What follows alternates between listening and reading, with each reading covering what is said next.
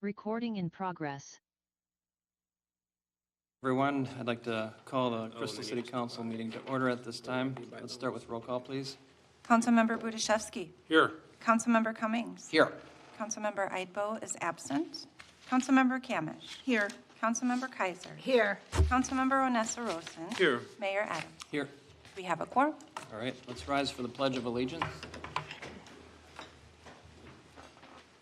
Pledge allegiance to the flag of the United States of America and to the republic for which it stands, one nation, under God, indivisible, with liberty and justice for all.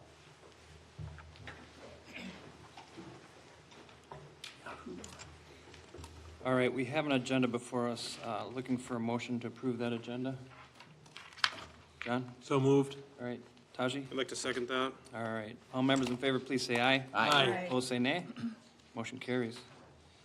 Consent agenda is the next item on the agenda, and council will consider these in one motion. I'll read them into the record. There's a whole list of 2 of them. Approval of the minutes from the following meetings, the Crystal Council work session from August 20th, and the council meeting from the same date. Approval of the list of license applications submitted by the city clerk to the city council. That is on file in her office. Looking for a motion on that one. Go ahead, David. I'll make a motion to approve that. All right, thank you. Looking for a second. Tracy? I will second. All right, all members in favor, please say aye. Aye. Opposed, say nay. Motion carries. Open forum. Is there anyone wishing to speak during open forum? Do you have anybody? I do not, Mr. Mayor. All right, just a reminder, this is a time for citizens to step forward and talk to the council. It's an opportunity for them to address the council as well as the public on any issue for 3 minutes, 10 minutes per topic. So take advantage of that if you'd like in the future. And we will skip by open forum at this point and move on to the regular agenda. First item on the regular agenda is disbursements of $25,000 or greater. I will read those into the record at this time. Met Council for wastewater services for September, $143,220. Municipal Builders, Inc. for joint water pump house improvement project for $78,578. Recreation by Lemmy Jones for pool improvements, $74,775. Waste management for New Hope Brooklyn Center and Crystal July Recycling, $78,998. Global Specialty Contractors for pool construction, $81,700.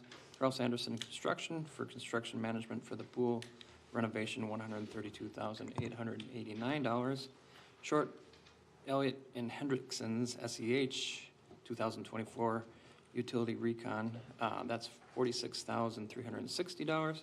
Total control systems for the Perry Lift Station panel replacement, $50,709. Center for Energy and Environment Home Improvement Rebate Program, $68,325. Golden Valley Joint Water Commission for July water charges is $234,922. Musco Sports Lighting LLC for Valley Court Lighting, $62,450. Questica, I think that's right. Budget software is $49,500. MinPara for the employee required contributions for pay date 8/16/2024, $72,949. Same payee for pay date 8/30/24, $70,329. IRS electric payments for federal and FICA withholding taxes for pay date 8/16/24, $74,454. Total disbursements of $25,000 and greater is $1,320,163.14. From the council, are there questions related to any of these items?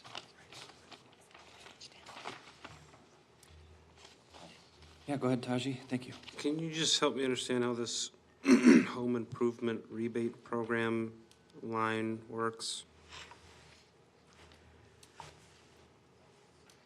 Go ahead.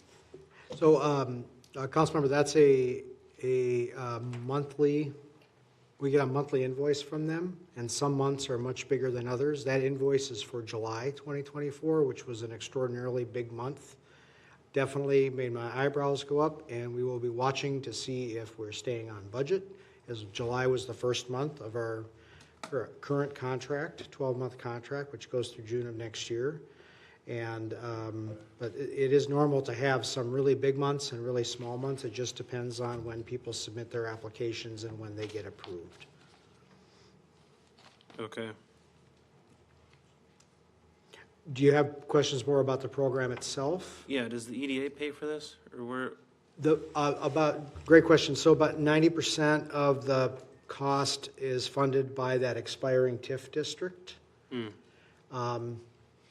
And about 10% roughly is funded by the EDA for projects that are not, for properties, homes that are not located in the redevelopment project area. And thus, we don't fund them with the TIF district. And the reason, even though that district expires at the end of 2025, the reason we expect to continue to be able to use TIF funds for the majority of those program expenditures is because we have a substantial fund balance, I think just under $1 million. And right now, the district is running a surplus. In its last year, it will continue to run a surplus. And then we're basically spending that balance down, and we expect to exhaust that by 2028, 2029-ish. Yeah, go ahead. Do we have, so there's a fund balance in this, in the TIF district fund, or whatever? And do we have freedom to use those dollars other ways? Only for affordable housing, qualifying affordable housing activities. So, for example, we could use it, in fact, some of that district was used in lieu of creating a TIF district for the Kavanaugh back in about 10 years ago, a little more than 10 years ago now that district, or that option was discussed. So you could do another development like that and use funds from this older TIF district instead of creating a new district. But now that we're using the funds for this home improvement grant program, that's, for example, why we didn't propose that for the more recent development at 5240 West Broadway, for which we did create its own TIF district. Got it, thank you.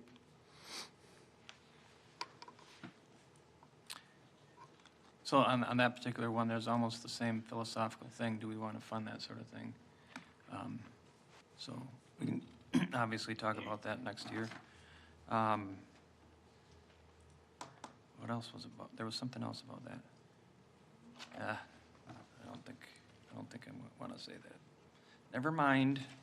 All right. Any other questions on any of these items? All right. Looking for a motion. Therese? I'll make a motion to approve expenditures over $25,000. All right. Looking for a second. Tracy?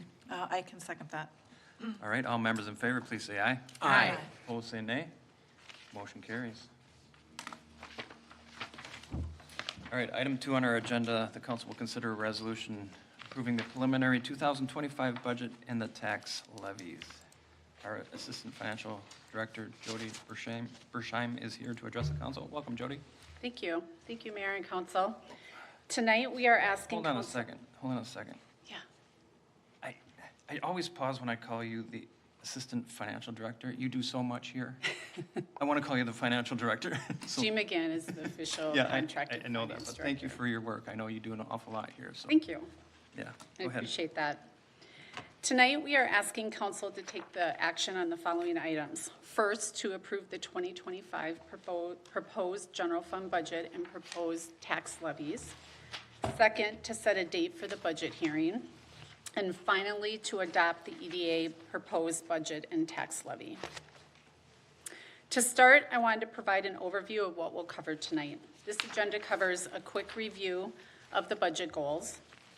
We will go over the budget timeline. We'll provide a reminder of the 2023 accomplishments. We will go over the 2025 budget impacts and significant changes. We'll review the investment in general fund reserves and internal service fund reserves.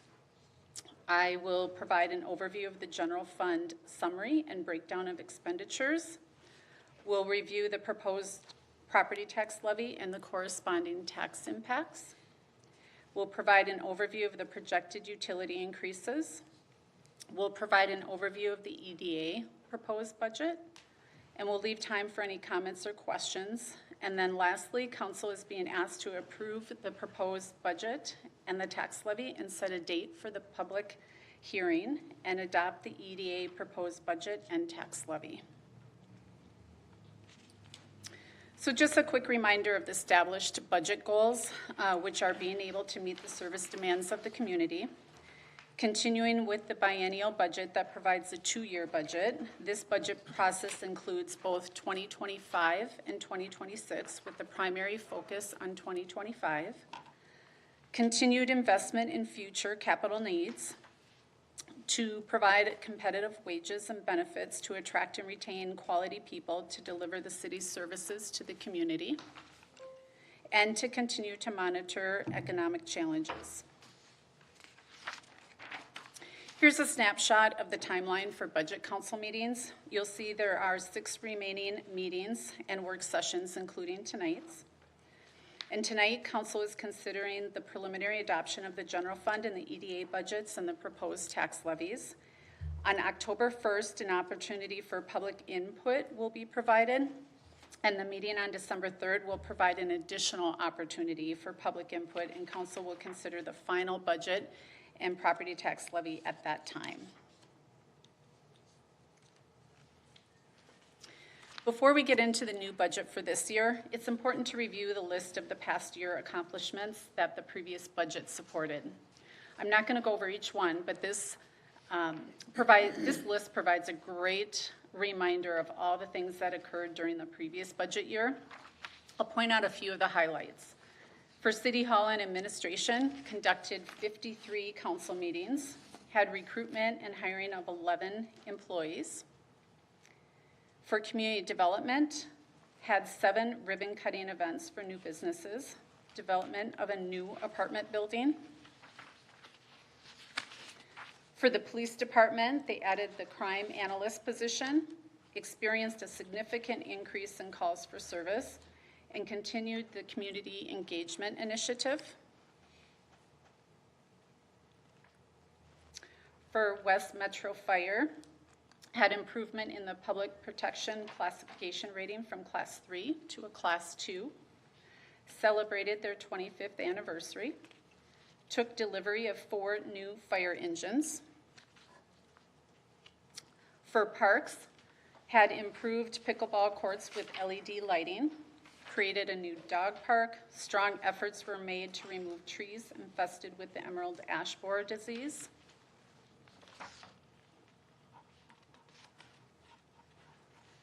For recreation, leveraged grant funding. Volunteers were at an all-time high. Increased efforts toward lifeguard training. Experienced increased program registration. And for streets, crack sealing was done to prolong pavement life, cleared snow and ice for 11 winter storms, improved lift station security.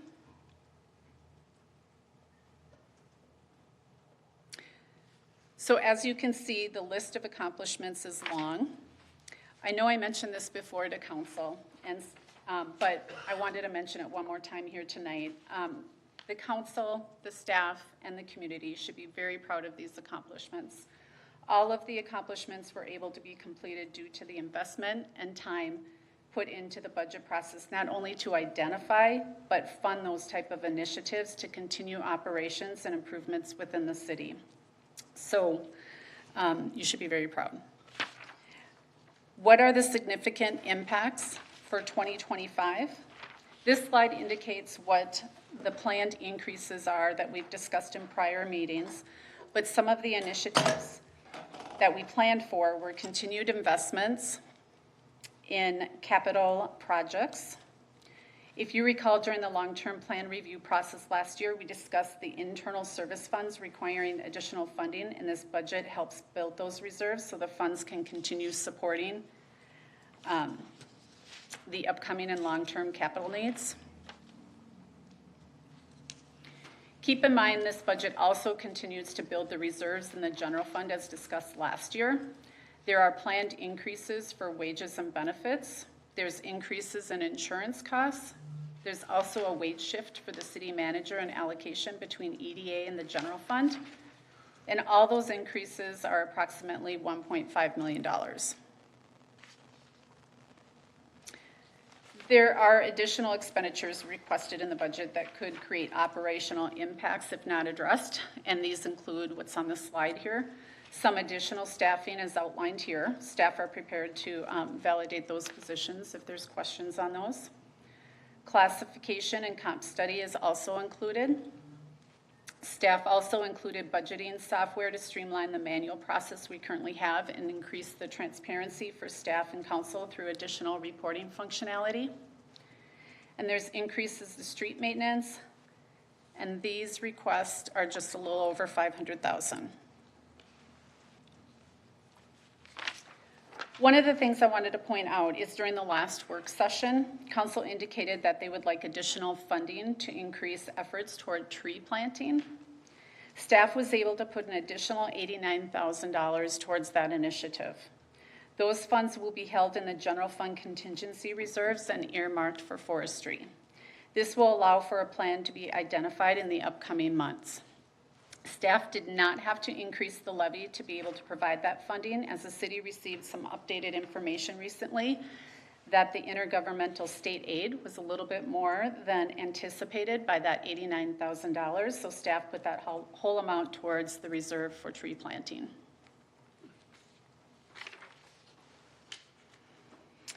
This slide is just a reminder to inform you of what was planned for the transfer to reserves. In 2025, the amount is $800,000, which is an increase of approximately $311,000 from 2024.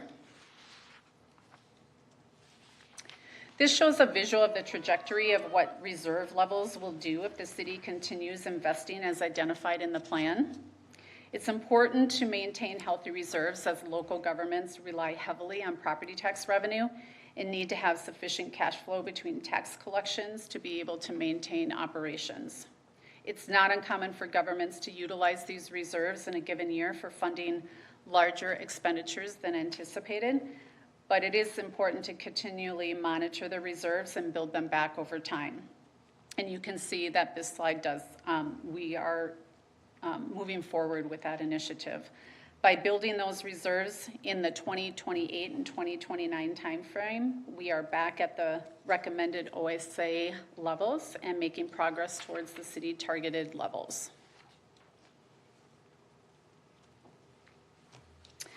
As mentioned in previous discussion, these internal service funds have been utilizing reserves over time and have not had levy support to build those reserve fund levels to properly fund future capital needs in fleet, IT, which is information technology, and the building fund. The general fund would support that, would be increased by approximately $440,000 for 2025 to provide that additional support for funding. The reserves will be discussed in more detail along with the long-term plan details in upcoming work sessions for the budget. This slide provides a summary of the revenue and expenditures as compared to the previous year's budget. And as you can see, property taxes is the largest source of revenue for the general fund, and public safety is the largest area for expenditures. The overall increase is 12%. The general fund is always presented with a balanced budget, and should be noted that the property taxes and intergovernmental revenues are the primary source of funding those expenditures. Keep in mind the additional investment in building up the depleting reserves, as previously mentioned.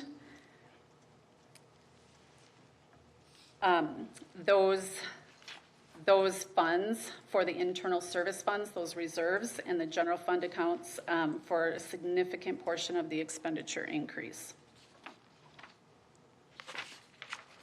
And this slide here provides a visual breakdown of the expenditure budget, mostly by department. It does include a small portion for the transfers out for fund balance reserves investment that's listed as its own category on this slide. And you can see the public safety, again, is the largest expenditure area within the budget.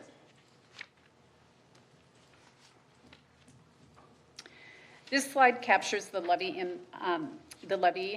impact of past years to give you a reference point, and also supports the request discussed tonight for the 2025 budget. The preliminary levy would reflect a proposed increase of just over 16%. So what does all this mean for the taxpayer? The top part of the slide, you can see the levy increases we just talked about. The tax rate is estimated to go from 48% to 58%. And with the recent law change, the tax impact will be offset by an increase in the allowable market value exclusion that those tax rates are applied to. So what that means is, even though you will see the levy increase at a higher percentage, the actual tax impact to the homeowner will be less than that increase as noted here on the slide. The bottom part of the slide, you can see the estimated annual increases for various home values that are identified, just to give an idea of the increases at those certain levels with the value trends that are being experienced. With the levy increase, please note that the actual dollar value increase that most homeowners will experience with the values listed here are an annual increase between $100 and $200 range for continued investment into city services, and that's an annual increase. It's also important to note that the specific homes may experience a larger or smaller decrease or increase, and these tax impact figures are still preliminary and will continue to change over the next few months as the county refines their figures. This slide captures the utility increases that were projected in the utility rate study and will be reflected in the enterprise fund budgets that will be discussed at a later date. I know this is a little hard to read, but as for the EDA, it provides an EDA summary that you discussed previously tonight. The expenditures are proposed at $424,000 with a proposed levy increase of 6% to maintain a consistent fund balance from prior year. So to wrap up the presentation, just a reminder that tonight we are asking council to approve the proposed budget and levies for both the city and the EDA, as well as set the public hearing date as December 3rd. We do have October 1st date listed as an additional opportunity for the public to provide input, like I mentioned earlier. I also want to mention that after tonight's approval, council can't increase the levy, but they could reduce it before that December 3rd date. On December 3rd, council will provide final approval of the proposed budgets and levies, which will then be certified to the county and the state. And with that, we are here to answer any questions you may have. All right, thank you for your presentation. Questions, comments?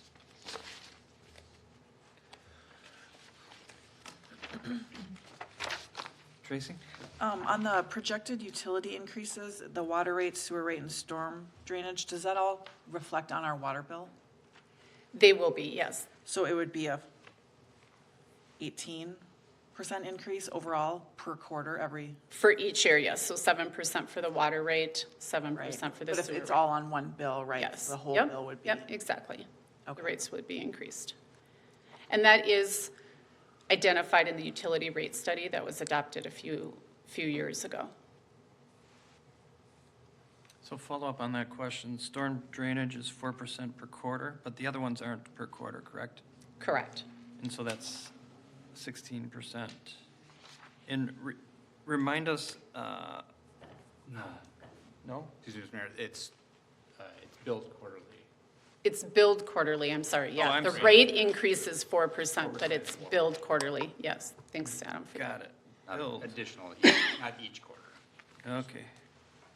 Makes me feel a lot better. Thank you. Yeah, sorry about that. Yeah, 4% is the rate increase, but it's only billed out per quarter. All right. Other questions?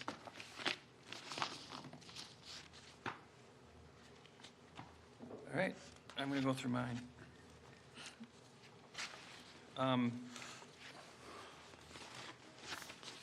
We've had some conversations, and you guys know pretty much my viewpoint. Some of the things I'm going to say are just for the public purposes. I'm sorry you have to hear it again. I know you are too. Number one, 16% increase to me is more than I can stomach. That being said, I know that I'm in the minority in that realm, and I'd like to talk about some specifics that are in this budget.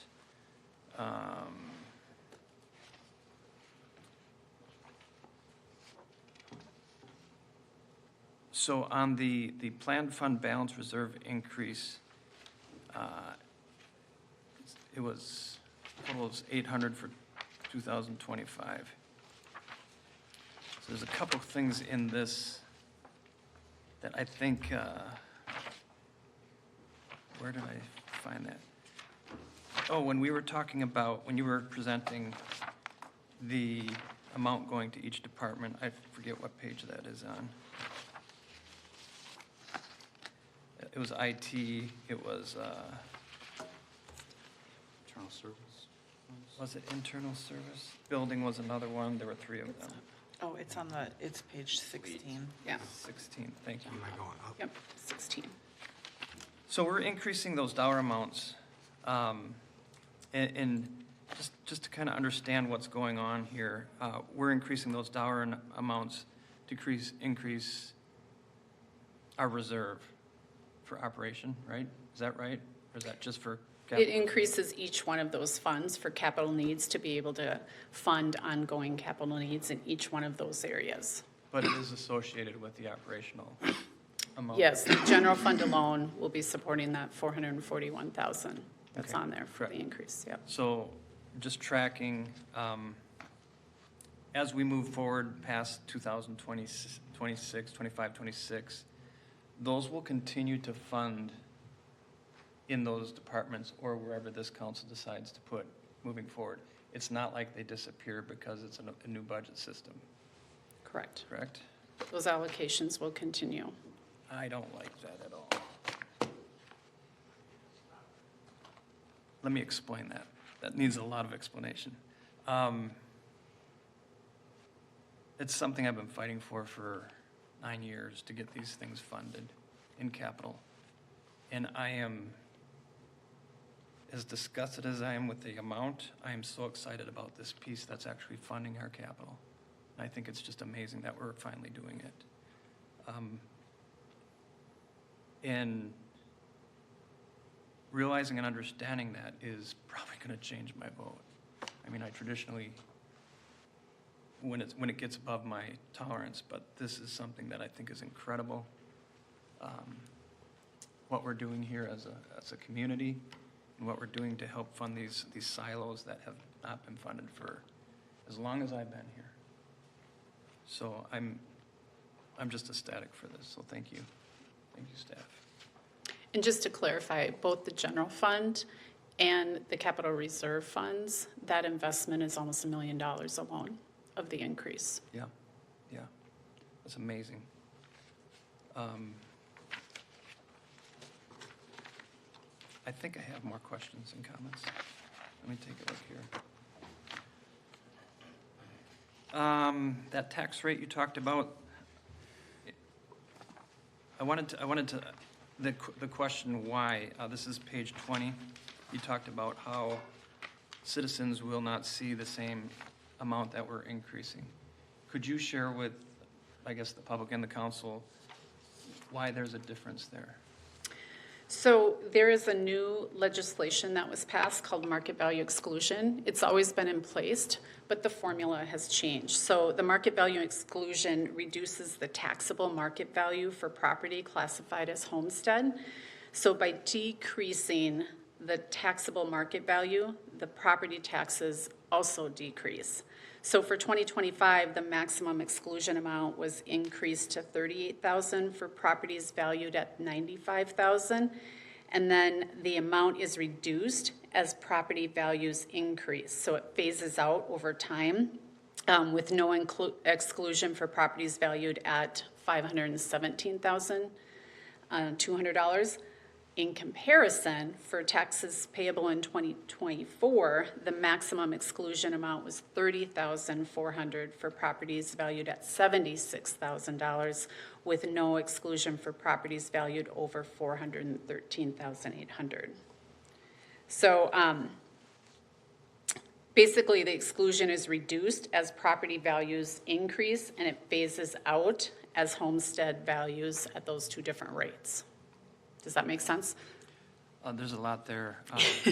My question is, does that show as a multiplier down the road as values increase? So when they look at the taxable market value each year on your property, that exclusion gets reduced from that taxable amount. So you're paying less because your value is less. Now, currently? Yes. Yes. And it will continue on, as far as I know. It's just the amounts have shifted in 2025. In 2024, it's been that way for many, many years at those specific rates, but in 2025, it had shifted. Okay. So it's usually. So it's giving you more of an exclusion amount. It's a fairly stable thing. It's not something that goes up and down a lot. No, Okay. no. Yeah, it's been that way for, I can't even tell you how long. Okay. Yeah, for 2024 rates. So, yeah, that's a big shift for 2025. It is. It is. John, you got a question? So basically, what you're saying is like raw land, for instance, because when I think of like property values, $95,000 in the city, I would think of like unimproved land, that's where they would get the most exclusion, correct?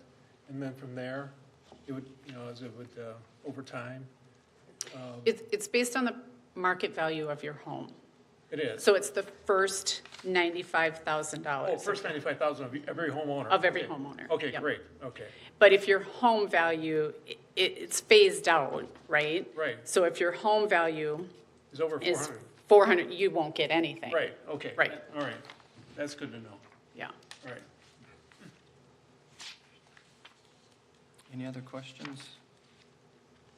I'm just making sure I got all mine asked and answered and comments that I noted. Yeah, I have some comments. Yeah, go ahead, please. So I am supportive of this preliminary budget. I also acknowledge it is a large levy increase, and so I would, things I would like to explore over the next couple of months before we finally vote on this is, I think, a small thing, the additional increases, we have these staffing requests. The only thing I have questions around there is this IT systems administrator. Not the role, I think the role is important, but maybe the grading of the role. The wage is at $101,000. I would maybe propose, I'm not sure how you would say it, but like a lower grade, and so maybe like a 70 to 80K wage, a little bit more of an entry-level type of role that, as we talked about during our work session, maybe does more of the day-to-day kind of troubleshooting type of work. So that would be maybe a small decrease I would propose there.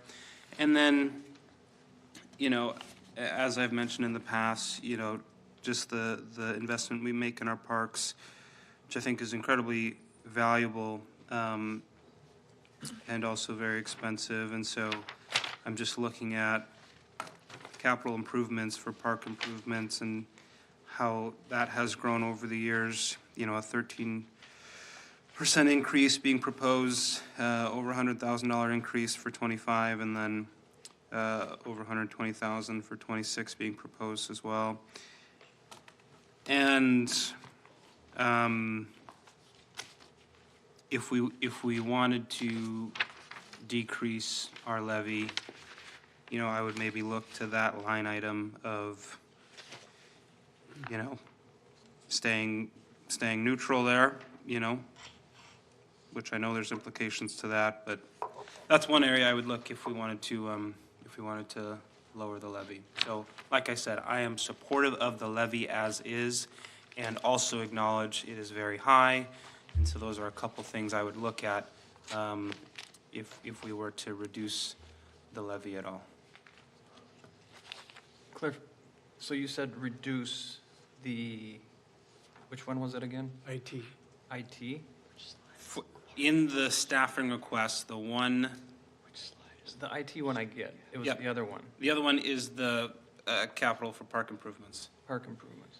And so what's being requested or proposed is over $100,000 increase to that line item. And I'm curious what would happen if we didn't increase that or decrease the amount of the increase, if you will.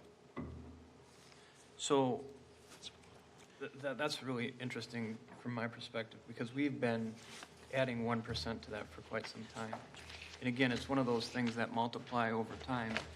You know, initially it was less than 100,000, and then we added another percent, and it was like the total per year was like 180 or something like that. And now we're adding, like you said, 100,000. And each year it's over 100,000. That's cumulative. That's compounding interest, or not interest, but compounding funds that are being created there.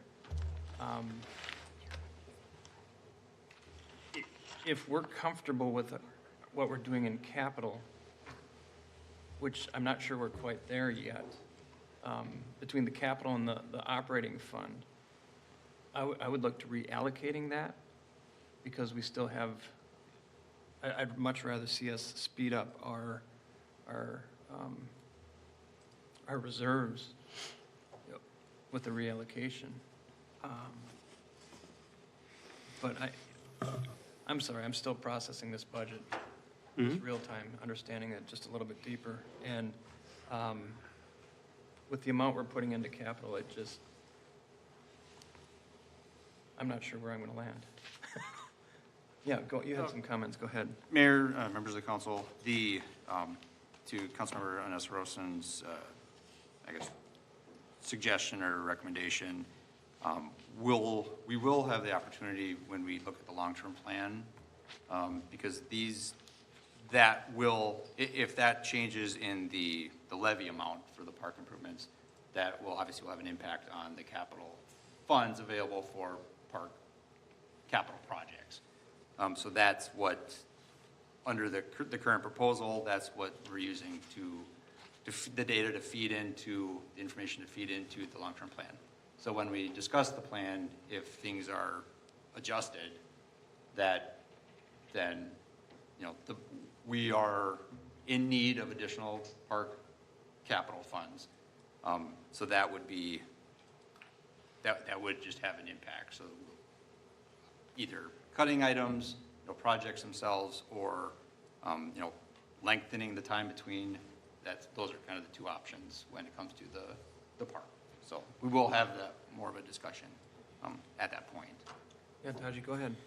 Thank you for that. So if I understand, if I personally wanted to see the park improvement capital decrease, that would be a conversation on the long-term plan and making changes to that. Well, the levy is the discussion right now. Yep. Or the preliminary levy for the park. When we get to the long-term plan discussion, that's based on the long-term planned funding of the park fund, which is what the council's discussing right now. And so there will be a moment before we vote on this final budget for us to review the long-term plan. And if the council decides to change the long-term plan, that will be reflected in this budget. Yes. The council would have the opportunity to, for the final levy, whatever the discussions of the long-term plan end up being, that would then get back calculated into this. Okay. Depending on where the council wants to be. Okay, that's helpful. So I think I'll reiterate, I'm supportive of the preliminary levy. I look forward to reviewing our long-term plan and proposing some changes. So I got a few more comments in relationship to that. When we go through and talk about that, I'm curious to see what that number is when we started putting away 1% for Parks and Recs. What that was then per year and how much we've increased it per year. Because I think that's going to really tell everyone here a story as to to how much we've really supported it so far. And I think that might also give us an opportunity to look at that plan in a different light and say, okay, is the plan still too aggressive or not? I think it will help bring a historical perspective to it, to where we understand how aggressive we're being. And stretching those out it is definitely an option, but yeah, I think that's going to be a great discussion as we move forward. So if you could do that in preparation for that conversation, that'd be fantastic. Any other comments? David? Well, kind of on a similar thought, I'm in support of like our preliminary budget, but I'm not sure where I stand yet on the staffing increases yet, so I'm just looking forward to more conversation on that. So I'm not sure where I feel about all of those yet. I see the need for them, but I'm also trying to balance resident needs where, we've had a lot of levy increases recently, and 16% is a pretty high number, and I'm hoping we can drop that a little bit, but I'm not sure where I land on all the staffing increases in regards to that. So looking forward to more conversation on that part. And, just support of the budget right where it is right now, but looking forward to more conversations about the impacts on the budget and how we can maybe lower that levy before we get final approval in December. Thanks, David. Anybody else? On the forestry dash tree planting, this is more so for tree removal, correct? It would be for all forestry needs, tree planting, and that was one of the things that were just discussed in the work session that we had, was to increase the tree planting. But tree removal is a significant budgetary item as it is. And just to give some clarification on one of the first things that was discussed is we need an updated tree inventory. So we're looking at doing that with the next, in 25. That we don't have a specific, because it really depends on the city, there's so many factors. We don't have an estimated cost, but when we were looking at, the council didn't have a specific dollar amount that we had discussed or settled on. But when we were, as Jody explained, when we were looking at, we received information right after that about some reimbursements that we are eligible for. That's where the 89,000 was found. And we put it in the contingency fund, the council contingency fund, one, because it's a council initiative that came up at the work session, but also because we don't have a plan for a tree inventory or a specific planting plan at the moment. If those funds aren't used, that would then be available funds that would, at the end of the year, assuming there's a surplus, would then be able to be made available for the general fund balance. So that's why they were placed there. But that we're working on coming up with a more robust plan on, as I said, a tree inventory, and then where else can we plant more trees while maintaining or keeping up with the required removal. That is a significant cost. I think just to comment on that, it's probably for a work session, but I would just want to make sure like for me, the priority is tree removal because of the hazard that the trees are, specifically, ash trees. Of course, planting is important. And I'm just like, maybe it'll take a couple years for us to remove the trees we need to remove. Then a couple years after that, we can get into planting. But again, that's, I think, tangential, and maybe just a more robust conversation we can have at a later time of what we think about forestry and how we approach that as a city. We do have, Mayor, members of the council, at an upcoming work session, we will be talking about boulevard trees. Great. And so that we can also discuss that aspect or that factor as well there. All right, Tracy. Who is our staff in charge of forestry? Is it Brad? Brad is the primary staff Okay. person that handles the forestry area. David, sorry. Oh, yeah, no good. Just a comment, I'm just really glad to see you guys allocated that for tree planting, because it seems like one of the reasons we're in this situation with missing trees is because well, we lost a bunch of, I think it was Dutch elm way back when, and those trees were gone, they were replaced with ash trees. So we're seeing a lot of, I know in my neighborhood, a lot of trees that are missing, and boulevard trees as well. I think maybe people have noticed on Broadway, was it not Dutch elm? No, I'm saying you don't remember Dutch elm. No, I don't. John and I do. Yeah. I don't. Thank you for bringing that up. But as we say, on Broadway, you really notice they took out several trees there and around like kind of the Crystal Commons in there. So, and you see it around in neighboring communities too. So I'm glad there's a forestry and tree planting and trying to figure out a plan for the future, because we're in this because there wasn't great planning in the past with that. So I'm just really heartened to see that on there. I think that'll be really helpful, because city looks a lot different with missing some of those trees. So yeah, I don't remember Dutch elm. That's funny. So. All right, I don't know if this is for Jody or for Adam. I'm kind of asking for some speculation. Do we have any idea if we are headed for a surplus or not this year? I don't have that off the top of my head. Yeah, Too soon? yeah, it's too soon Okay. to be able to tell. You will be seeing an updated financial report coming shortly, hopefully within the next, I would say, few weeks. Okay. Thank you. I thought that would be a hard one. I'm not going to jinx it. No, stay there. All right. Any other questions, comments? Seeing none, I'm looking for a motion. Anybody? Somebody? Tracy? I will make a motion approving the 2025 proposed general fund budget, the 2025 preliminary property tax levy, set public input date for the 2025 budget, and preliminary property tax levy. Thank you. Looking for a second, Taji? I'm sorry, do we need to talk about setting the date before we vote on this?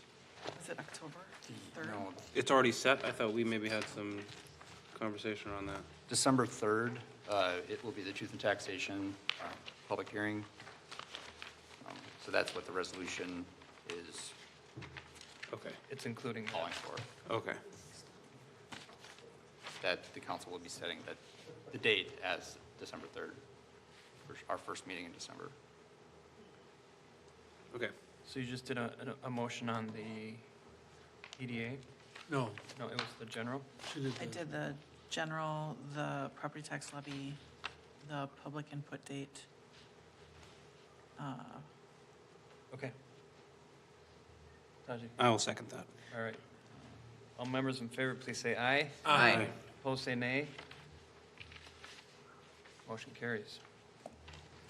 Looking for a motion on EDA. Taji? I'd like to make a motion approving the 2025 proposed Economic Development Authority property tax levy.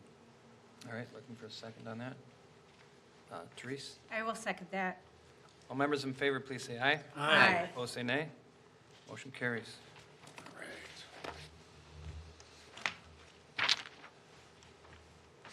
Good discussion, thank you all. I think we will continue to have some good conversation around this, so I appreciate that, thank you. All right, is that, nope, we got 5-3. John Sutter is here, he's our Community Development Director, and he's going to address the council on the 8-unit twin home development. All right, thank you, Mr. Mayor, council members. I'm going to breeze through these slides because they're the same ones you saw back on August 20th for first reading.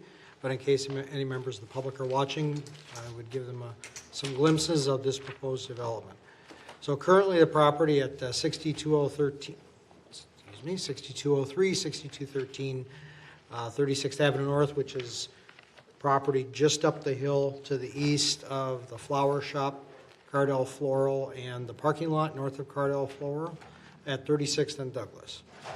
So this property, it's actually two lots, although they have just filed a plat to consolidate them into a single lot, but it has a house and some outbuildings on it.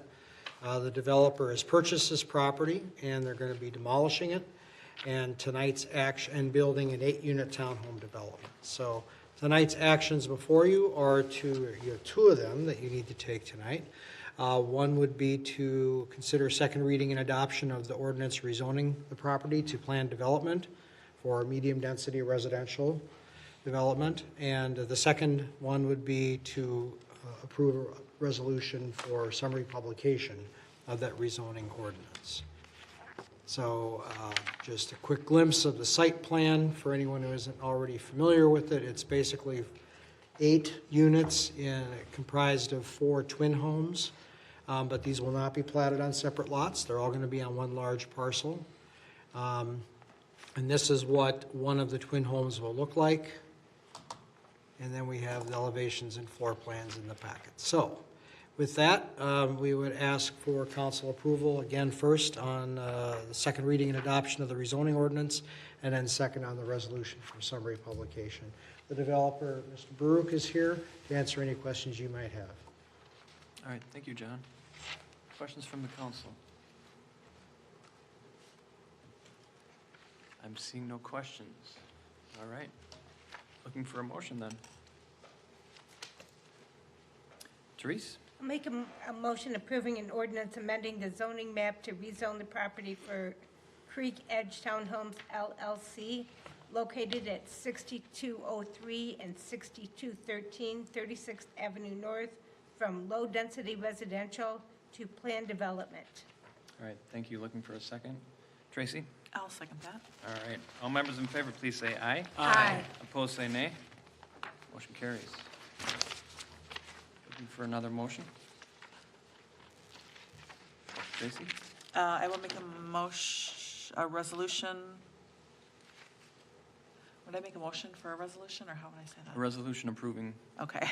Approving summary language for publication of ordinance number 2024-06. All right. I'll David? second that. Thank you. All members in favor, please say aye. Aye. Aye. Opposed, say nay. Motion carries. All right, congratulations. Things are moving forward. Thank you for coming. See you Thursday. See you Thursday, if we can be there. As many that can make it. Sounds great. All right. Jesse Struve, our Public Works Director and City Engineer, is here to address the council. Welcome, Jesse. Good evening, Mayor, council members. Jesse Struve, Public Works Director, City Engineer, here to discuss the South Fire Station concrete apron and driveway replacement. This area was constructed roughly 40 years ago. You can just walk outside and see what the condition of the concrete is for the aprons. We're also looking to work with the fire department to add in some additional, to do the driveway area and try to incorporate some additional parking within that footprint. We went out, we received quotes to do all the concrete work out there, a little over $100,000 of work. We're proposing, the long-term plan included $60,000 in the long-term plan for that work. Obviously, that doesn't cover the entire, what needs to happen, so we're asking to do kind of a cost split, about $80,000 out of the long-term plan and in the building fund, and then roughly $28,000 would come out of some operating budgets that we can use to finish off that work. With that, I can answer any questions anyone may have. Can you try to describe for me where the additional parking will be and what it's going to look like? I don't have a map showing exactly where that's going to be. Chief, do you have?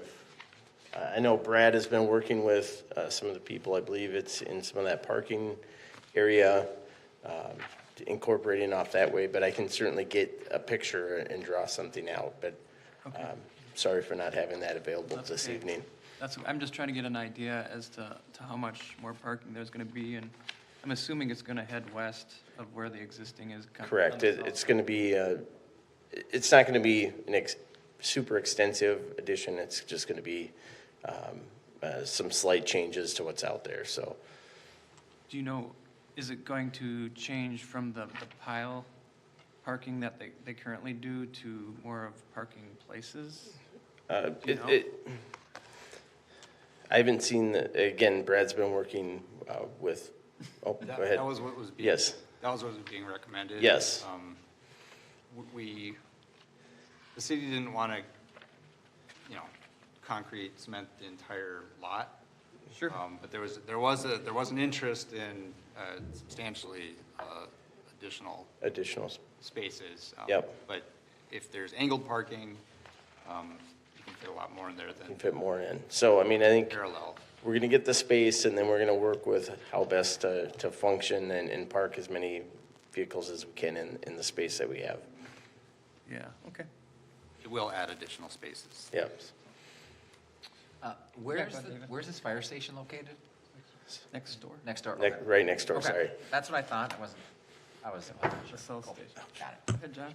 So it's the reason why the parking is concrete, is that so it can support the weight of the fire trucks? Correct. The reason why we do concrete over asphalt out there is the weight of the trucks. And, you know, that is getting beat up pretty good right now. You would have to put in a much thicker section and do actually more work to convert it from concrete to asphalt to handle that additional weight. Yeah, go ahead, John. Because I do see they park the trucks sometimes on the back side of the fire station. Is that the area that you're talking about that you're gonna also improve with concrete? It's the front apron, isn't it? It's mainly the front areas Front and then the drive that goes out towards 41st? 41st. 41st, sorry. The drive out to Yes. first. Drive out to So 41st. there's gonna be parking on the south side of the building as well? I believe so, yes. Okay. Yep. So currently, Southeast. that apron that's south of, just in the front of the fire station is stacked with firefighters. And they'll get 9 to 12 cars just jammed in there, depending on how far that first person pulls up. And that's how it happens. And this, to me, I think is a change from that. You know, there were times we could, depending on how many stacked up there, we had people parking on the street. Oh, okay. And, yeah, I don't know if, the reason for this is because there's less available on the north side. Is that correct? Than in the past? I think that's correct. Do you know, Chief? What's the question? Is it because there's less available on the north side because the city's using more on the north side of the station? That they need additional parking? Yeah. Well, that's one of the reasons. And then just cramming all those people in there isn't necessarily good either. Do you have the chief up here at the mic? Oh, yeah. Yeah. Could you come to the mic, please, and repeat that for people who may be listening? Thank you, John. And this is a 2024 aerial, by the way, so it is recent. So the original conversation was that the parking spaces would go to the west of that Of that, drive yes. parking map, but I'm not sure and have not participated in the conversations about where the parking would be. Yes, we did lose parking spaces on the north side of the building for city parking, and then they really maneuver a lot of vehicles in a really tight area, and having any more room would be helpful. Yeah. And oftentimes when we have a visiting engine, they will park on that apron. Yep. Okay.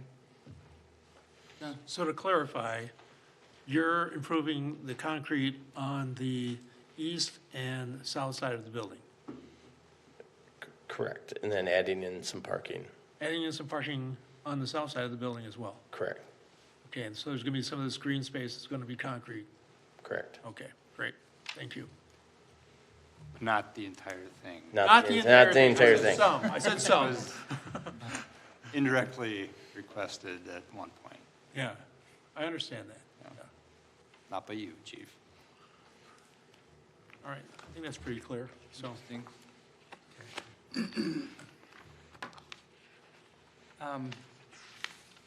No. Any other questions? John? So what about this Green Boulevard then, that's next to the, is that going away? No, that will remain. That's gonna stay? Doesn't make. That was discussed as well, as we were looking at multiple options Okay. For where additional green space could be taken from, Yeah, repurposed.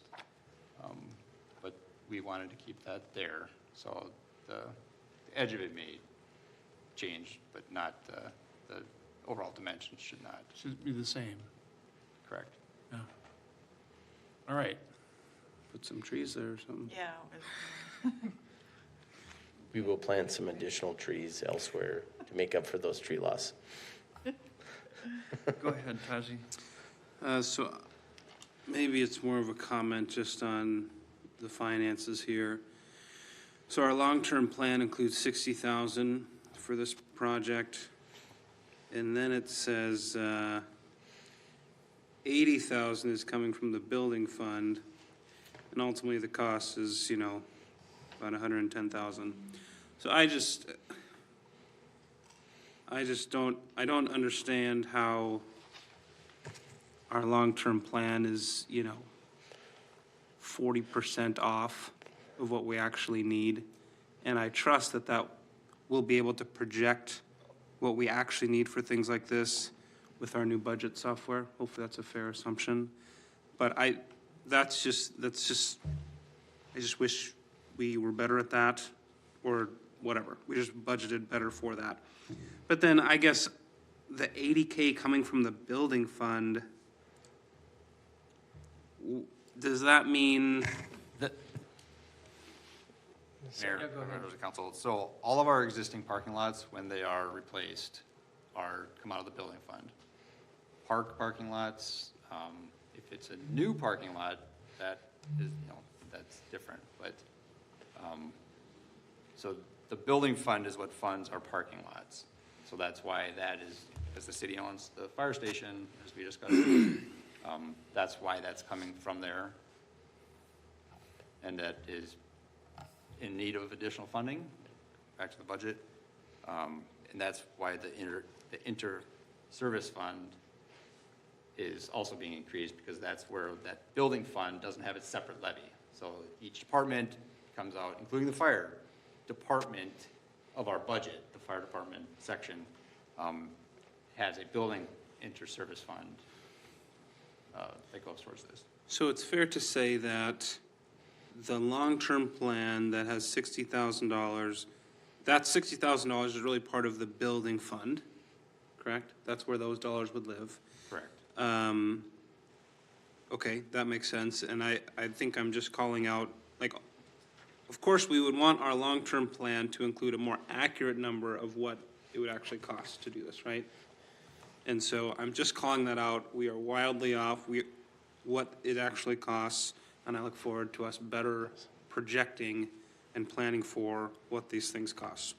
Yes, Mayor Adams, Councilmember Nessa Rosen. Yes, I believe this was one of those projects that have been incorporated in the long-term plan for many years, but the costs haven't been updated upon some of those changes from year to year. Adam and I have had conversations that will be taking place every year with our long-term plan. We'll be revisiting all the initial cost estimates on a yearly basis to make sure that it is more reflective when we come in for bids. Okay, thank you. Well, my understanding is that because of the use of city spaces on our north side, we're short some spaces. And that's a fairly new phenomenon, isn't it? No, it's not? Mr. Mayor, council members, there have been, for as long as I can remember, I think 4 city parking spots for city vehicles, not employees, but for city vehicles in that same location. I don't know what the loss of spaces is referring to. The 3 community development vehicles and then the 1 public works pickup were the 4 vehicles that, as long as I can remember, were always parking in that row on the north side of the fire station, directly across from the employee entrance. Okay. I remember them back on the back row. Along the fence? Along the fence, yeah. Mayor Yeah. and council, excuse me, but when we were building the new police department, we also stole 2 spaces from the fire department for police vehicles. Shame. Yeah. Stole is a big word, but. Permanently So, relocated. yeah, that's kind of what I remember. I thought it was more than that, but, okay. So I think there was some changes in that's all. All right. Any other questions on this one? Looking for a motion. John? Authorizing the replacement of concrete at the South Fire Station. All right, thank you. Looking for a second? David? I will second that. All right, all members in favor, please say aye. Aye. Opposed, say nay. Motion carries.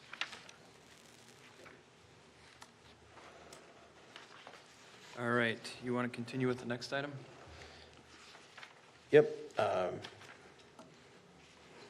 Mayor, council members, again, Jesse Struve, Public Works Director, City Engineer. This evening, we were talking about two projects essentially that are combined into one.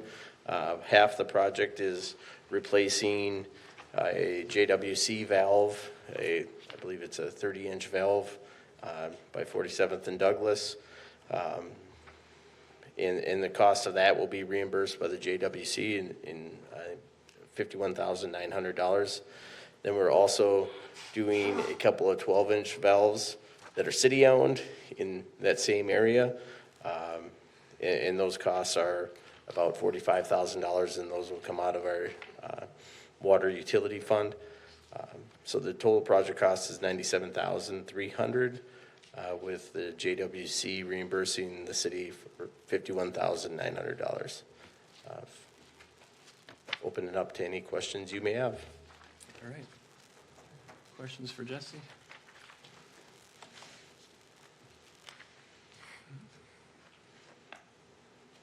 No questions.